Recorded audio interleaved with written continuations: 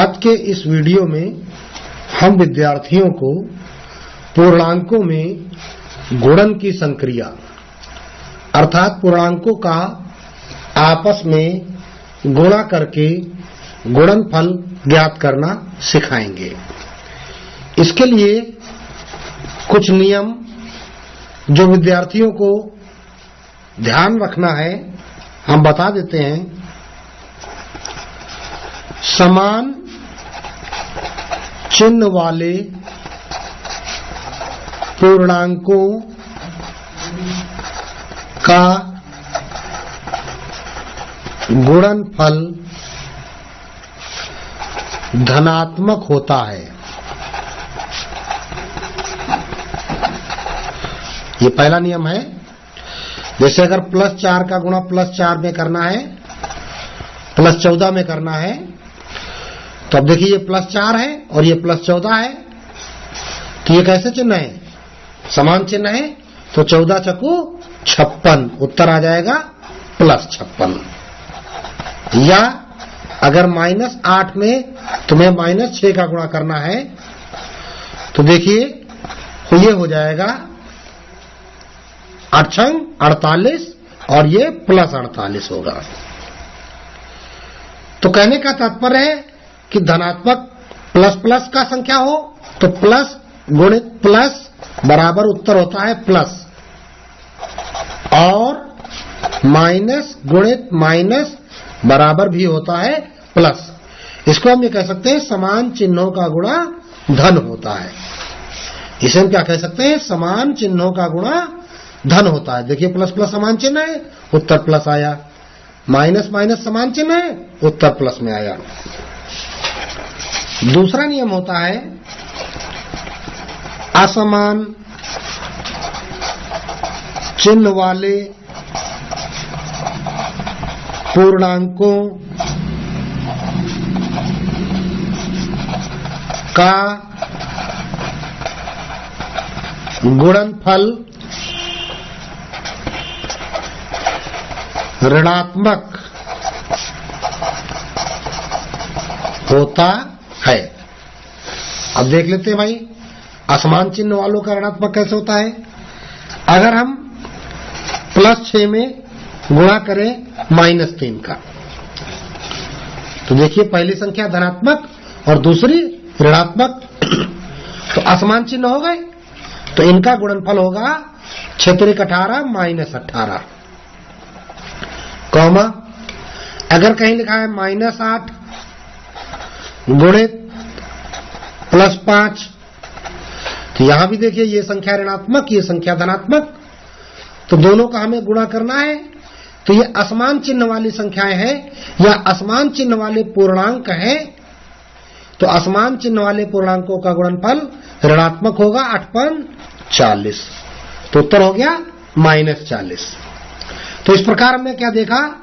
Plus का गुणा यदि माइनस में करेंगे तो उत्तर माइनस में आएगा, तथा माइनस का गुणा यदि हम प्लस में करेंगे तो भी उत्तर माइनस आएगा।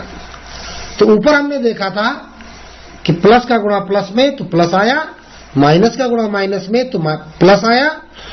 अब असमान चिन्ह प्लस का गुणा माइनस में तो माइनस आया, और माइनस का गुणा प्लस में तो भी माइनस आया। यही नियम विद्यार्थियों को बहुत ही ध्यान रखना है। अब हम विद्यार्थियों को नए उदाहरण लगाना सिखाएंगे। जैसे एग्जाम्पल 1 ले लेते हैं, 8 गुणित -4 गुणित -5। अब देखिए ये दोनों समान चिन्ह वाले हैं और ये 8 में कोई चिन्ह नहीं है, तो यहां कौन सा चिन्ह है? प्लस, तो ये असमान चिन्ह है। तो पहले हम समान चिन्ह वाले पूर्णांकों का गुणा कर लें, तो 5 चौको 20, तो इन दोनों का गुणनफल आ गया 20, और ये हम ऐसे ही उतार देते हैं। अब देखिए भाई ये +8 है और ये +20 है।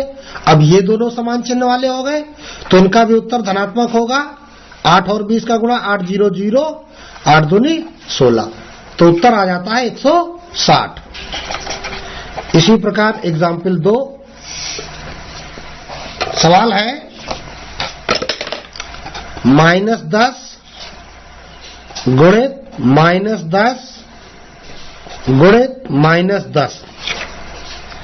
अब देखिए यहां पर तीनों संख्याएं समान चिन्ह वाली हैं, लेकिन हम जब गुणा करेंगे तो गुणा करने के लिए दो पूर्णांक ही हम एक साथ उठा सकते हैं।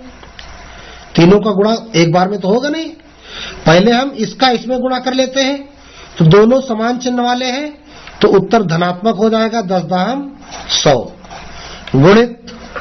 अब ये ऐसे ही उतार लीजिए। अब ये देखिए क्या हो गया +100 और ये है -10। अब ये असमान चिन्ह हो गए, तो असमान चिन्हों का गुणनफल माइनस होता है, तो 100 का गुणा 10 में करेंगे 100 दाम 1000, तो ये हमारा आंसर हो गया। इसी प्रकार अगला उदाहरण देखते हैं, -2 गुणित 35 गुणित -5। अब यहां 35 का मतलब क्या है +35, ये -2 ये +35 असमान चिन्ह हो गए, तो गुणनफल भी इनका माइनस होगा। 35 दूनी 70। एक बात विद्यार्थी और ध्यान में रख सकते हैं कि ऋणात्मक संख्याओं को ज्यादातर ब्रैकेट में ही लिख दिया जाता है। ऐसा इसलिए किया जाता है, जैसे -2 ब्रैकेट में लिखा गया, -5 ब्रैकेट में लिखा गया, ऐसा इसलिए लिखा जाता है ताकि चिन्हों की गलती विद्यार्थी कम से कम करें या ना करें। तो इसका गुणनफल -70 आ गया, गुणित ये -5 हमने ऐसे उतार लिया, तो ये ऋणात्मक संख्या ब्रैकेट में, तो ये भी हम ब्रैकेट में कर सकते हैं। अब देखिए दोनों ऋणात्मक संख्याओं का आपस में गुणनफल हो रहा है, तो उत्तर धनात्मक हो जाएगा 500 5 7 35। तो इस प्रकार ये आंसर प्राप्त हो गया। अब हम आते हैं अगला उदाहरण देखते हैं, उदाहरण नंबर 4। अगला उदाहरण लेते हैं -8 गुणित +57 गुणित 0। अब ये दोनों संख्याओं का आपस में गुणनफल कर लें, तो या हम इन दोनों का आपस में कर लें, कोई भी दो हम पहले गुणा कर सकते हैं, क्योंकि सब होना गुणा ही है। तो देखिए 0 का गुणा करने से उत्तर 0 ही आता है, चाहे जिस संख्या से गुणा किया जाए। 0 में चाहे जिस चिन्ह का गुणा कर दिया जाए, तो इसका गुणा क्या हो गया, इन दोनों का गुणा क्या हो जाएगा 0, और ये ऐसे ही उतार लेते हैं। अब इन दोनों का गुणनफल क्या होगा 0 हो जाएगा, तो अर्थात पूरा उत्तर हो गया 0। अगला उदाहरण देखते हैं, एग्जाम्पल नंबर 5, -1 गुणित -2 गुणित -3 गुणित -4 -4। तो देखिए पहले इसका गुणा कर ले, समान चिन्हों का गुणा प्लस 2 1 कम 2 गुणित बाकी सब जो करते हैं उतार लीजिए। अब इन दोनों का गुणा कर लीजिए, असमान चिन्ह हो गए तो माइनस में उत्तर होगा 3 दूनी 6 गुणित -4, ये उतार लिया। फिर समान चिन्ह हो गए, समान चिन्हों का गुणा प्लस 6 चौको 24, तो ये उत्तर हो गया। अब आते हैं देखते हैं अगला सवाल, सवाल नंबर 6 क्या है, -4 गुणित -8 गुणित -12 गुणित -5। तो विद्यार्थी ध्यान से समझेंगे, हम चाहें तो दो जोड़े एक साथ उठा सकते हैं, इसका गुणा पहले कर ले और इसका गुणा कर ले। तो ये समान चिन्ह है, तो प्लस 8 चौको 32 हो गया, ये वाला गुणा लगा दिया। इनका दोनों का आपस में गुणा कर ले, यहां भी समान चिन्ह है, तो प्लस 12 पंचे 60। अब ये दोनों भी समान चिन्ह है, तो उत्तर प्लस में ही आएगा। 60 का 32 में गुणा करेंगे तो 0 तो ऐसे ही लग जाएगा, 6 दूनी 12 और 6 त्रिक 18 1 19, तो उत्तर कितना आ जाता है 1920। हम सीख रहे हैं पूर्णांकों में गुणा की क्रिया। तो इस प्रकार अब देखते हैं हम कुछ नए प्रकार के सवाल जो विद्यार्थियों को सिखाएंगे। अगला उदाहरण है उदाहरण नंबर 7। 6 उदाहरण पीछे सीख चुके हैं। तो -7 गुणित 0 गुणित 57 गुणित -57। अब देखो गुणा में जब ये 0 लगा हुआ है तो विद्यार्थियों को यहां क्या ध्यान देना है कि शून्य का अगर हम किसी भी संख्या में गुणा करते हैं तो उत्तर शून्य हो जाता है। तो यदि हम इसका और इसका आपस में गुणा करें तो ये शून्य हो गया, गुणित 57 गुणित -57। अब शून्य का गुणा यदि इस पूर्णांक में करेंगे फिर शून्य हो जाएगा। अब ये वाला बचा उठा लेंगे हम, गुणित -57। अब इस शून्य का गुणा इस पूर्णांक में जब करेंगे तो भी हमारा शून्य हो जाएगा, अर्थात उत्तर भी हमारा शून्य ही आएगा। तो अगला उदाहरण देखते हैं। अगला उदाहरण है 1456 गुणित 625 माइनस 456 गुणित 625। अब इस सवाल को विद्यार्थी अगर ध्यान से देखें तो इस जोड़े में भी 625 का गुणा है और इस जोड़े में भी 625 का गुणा है। तो यहां पर तुम्हें यहां पर एक गुणा का प्रगुण प्रयोग करना होता है। क्या होता है, जैसे एक सूत्र तुम्हें सिखाया गया होगा, a गुणित ऑफ b माइनस सी बराबर a गुणित b माइनस a गुणित c।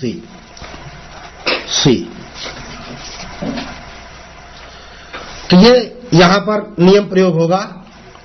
तो सवाल तुम्हारा इस दाहिने पक्ष के रूप में दिया गया है। देखो a का गुणा b में किया गया, a का गुणा c में किया गया। तो यहां पर मिलने वाली संख्या 625 है। तो इस 625 को हम समझ लेते हैं a लिखा है, और ये संख्या है दूसरी और ये संख्या है तीसरी। तो इसको b गुणित a या a गुणित b कहेंगे, और ये c गुणित a या a गुणित c। भाई हम चाहे 4 गुणित 5 कहें तो उत्तर 20 आएगा, और चाहे हम 5 गुणित 4 कहें तो भी उत्तर 20 आएगा। तो इसी प्रकार b गुणित a को b ये गुणित a और ये c गुणित a। तो b गुणित a को हम a गुणित b भी कह सकते हैं, और c गुणित a को a गुणित c भी कह सकते हैं। तो इस सूत्र का जो इधर का उत्तर है वो क्या है, a गुणित ऑफ b माइनस c। तो इसको हम क्या लिख सकते हैं, b माइनस c यहां पहले है तो of b minus c, b की जगह 1456 माइनस c की जगह 456 और गुणित a, इसको ऐसे भी हम लिख सकते हैं 625। कहने का मतलब ये 625 हमने एक जगह कर दिया। तो 1456 में जब हम 456 घटा लेंगे, 6 में 6 0, 5 में 5 0, 4 में 4 0, 1 गुणित 625। अब देखिए तुम्हें संख्याओं में 10, 100, 1000 का गुणा करना सिखाया गया है। 1000 का गुणा कर रहे हैं तो 3 0 तो पहले हम ऐसे ही लिख लेंगे। 1 बचा, 1 का गुणा 625 में करोगे तो 625 ही आएगा। तो सीधे सीधे तुम्हारा ये उत्तर आ जाता है। अगला उदाहरण देखते हैं। थोड़ा सा इंपॉर्टेंट सवाल है ऊपर वाला, विद्यार्थियों को ध्यान से इसे तैयार करना है। अगला सवाल है -187 गुणित -54 प्लस -187 गुणित -46। ये -46 -46 ब्रैकेट में होना चाहिए। तो अब ध्यान दे विद्यार्थी, 187 का गुणा माइनस के -54 में हो रहा है, और -187 का गुणा -46 में भी हो रहा है। अर्थात ये किस रूप में लिखा गया है, ये लिखा गया है, ये जो चीज हमें मिल रही है तो इसको हम कह सकते हैं, इसको हम कह सकते हैं ए। ये दूसरी संख्या बी हो गई, ये तीसरी संख्या सी हो गई। तो देखिए कौन सा सूत्र बन रहा है, ए गुणित बी और ये प्लस ए गुणित सी।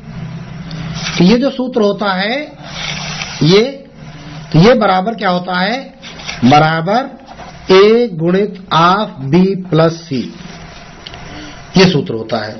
इस सूत्र को हम सही ढंग से लिख रहे हैं, ए गुणित ऑफ बी प्लस सी बराबर होता है ए गुणित बी प्लस ए गुणित सी, ये सूत्र होता है। तो अब हम इसको सवाल फिर से लिखेंगे तब लगाना सिखाएंगे। अब हम पहले सवाल लिख रहे हैं, -187 गुणित -54 प्लस -187 गुणित -46। ये ऊपर हमने तुमको सिखाया है, सवाल यहां से लगना प्रारंभ हो रहा है। ये केवल सीखने के लिए है, सवाल नीचे लगाया जा रहा है। तो इसको हम क्या लिख सकते हैं, ये देखिए ये दाहिने पक्ष के रूप में है, सवाल दिया गया है, तो इसे लिखा जाएगा -187 गुणित ऑफ -54 प्लस -46। तो दोनों संख्याएं ऋणात्मक है, समान चिन्ह वाली है, तो समान चिन्ह वाले पद जोड़ दिए जाते हैं। तो ये माइनस हो जाएगा 6 4 10 और 5 4 9 1 10 गुणित ये -187 आप ऐसे ही लिख लेंगे। अब देखिए दोनों ऋणात्मक संख्याएं हैं, समान चिन्हों का गुणा प्लस होता है। 187 में 100 का गुणा करने जा रहे हैं तो जो 0 लगा दीजिए, 187 में 1 का गुणा करेंगे तो 187 ही आएगा। तो इस प्रकार उत्तर आ जाता है 18,700। तो अब इसी प्रकार विद्यार्थी अगला सवाल देखेंगे, एग्जाम्पल नंबर है 10। सवाल दिया गया है 18,764 गुणित 99 माइनस 18,764। ये संख्या इधर माइनस में कर दी गई है। देखिए 18,764 गुणित 99 और माइनस से जब हम ब्रैकेट खोलेंगे तो ये प्लस हो जाता है 18,764। लेकिन अब यहां पर विद्यार्थियों को एक बात ध्यान देनी है कि ये 18,764 गुणित 99 लिखा है और ये 18,764 आया, इसमें गुणा नहीं लगा। जबकि सवाल में क्या था, 187 में एक संख्या का गुणा हुआ था और ये -187 में एक और संख्या का गुणा हुआ था। तो हम इसको उसी ऊपर वाले सवाल की तरह बना सकते हैं, इसके तरह बना सकते हैं। हम यहां लिख सकते हैं गुणित 1 का गुणा करने पे हमें वही संख्या प्राप्त होती है। तो अब इस सूत्र को जब हम छोटा करेंगे तो ये हो जाएगा 18,764 गुणित ब्रैकेट में 99 प्लस 1। इन दोनों को हमने इकट्ठा कर लिया, कॉमन कर लिया। तो 18,764 गुणित 99 में 1 जोड़ दीजिए 100। अब जब हम 100 का गुणा करेंगे तो 2 0 लग जाएंगे और इतने में 1 का गुणा करेंगे तो उतना ही आ जाएगा। तो कुल मिलाकर हमारा उत्तर कितना आ जा रहा है, 18,76,400। ये हमारा उत्तर हो जा रहा है। इसी प्रकार अगला उदाहरण हम विद्यार्थियों को सिखाते हैं। एग्जाम्पल नंबर 10 के बाद 11। तो 15,341 गुणित -2 प्लस -15,341 गुणित 98। अब देखिए यहां पर विद्यार्थी ध्यान दें सवाल को, यहां माइनस इसमें लगा दिया इन्होंने। तो अब हम देखिए इसको क्या कर सकते हैं, ये धन है और ये ऋण है और यहां पर ये ऋण है और ये धन है। तो ये ऋणात्मक संख्याएं हैं, ये ऋणात्मक है, ये धनात्मक, तो असमान चिन्ह इनका गुणनफल क्या हो जाएगा, ऋणात्मक होगा। तो इसका ऋणात्मक चिन्ह हम इस पे भी लगा सकते हैं। हम इसको क्या कह सकते हैं, या दोनों का गुणनफल का चिन्ह हम यहां लगा देते हैं, -15,341 गुणित 2 प्लस माइनस का गुणा माइनस 15,341 गुणित 98। ये प्लस माइनस का गुणनफल, यहां माइनस चिन्ह लगा लिया। अब हम देखते हैं ये दोनों में मिल रहा है क्या, माइनस, या इसको हम ऐसे भी लिख सकते थे, ये हम प्लस अलग लगा लें, ये प्लस अलग लगा लें और ये माइनस ये एक ही में कर दें और इसको एक में कर दें, ये भी हम कर सकते हैं। तब हम क्या कहेंगे, माइनस 15,341 गुणित आप ये 2, ये प्लस और ये 98, ये वाले 2, ये प्लस, ये 98, तो 98 और 2 कितना हो गया 100, और ये माइनस 15,341, तो ये माइनस में है, ये प्लस में है, तो उत्तर माइनस में आएगा। 2 जीरो लगा दिए, 15,341 का 1 में गुणा करेंगे तो 15,341 ही होगा। तो हमारा ये भी उत्तर हो जा रहा है। Example number 12। अगला देखते हैं। अगली संख्या है -8 गुणित, ये मंझला ब्रैकेट है, 10 -5 -43 प्लस 98 और ये चिन्ह दे दिया गया है। तो अब यहां पर मंझले ब्रैकेट के अंदर देखिए कई एक कार्य हो रहे हैं, धनात्मक संख्या, ऋणात्मक संख्या, ऋणात्मक संख्या, धनात्मक संख्या। तो हमने तुम्हें बताया है कि जोड़ और घटाने की क्रियाओं के लिए तुमको बताया कि समान चिन्ह वाले पूर्णांक जोड़े जाते हैं। तो ये +10 और ये +98, ये दोनों जुड़ जाएंगे, तो 98 और 10 कितने हो जाएंगे 108, और ये दोनों माइनस वाले पूर्णांक ये भी जुड़ जाएंगे, तो 5 3 8 और 4 -48, ये -8 जो कते उतार लेते हैं। अब आते हैं, देखते हैं, ये घटाएंगे 108 से 48 हम, तो 8 में 8 गया 0, 10 में 4 गया 6, धनात्मक संख्या ज्यादा है इसलिए धनात्मक बचेगी। अब ये ऋणात्मक, ये धनात्मक, तो उत्तर क्या होगा, ऋणात्मक होगा। 8 0 0 8 6 48, तो ये हमारा उत्तर प्राप्त हो जाता है। तो इस प्रकार अगला एक उदाहरण देखते हैं। उदाहरण नंबर 13।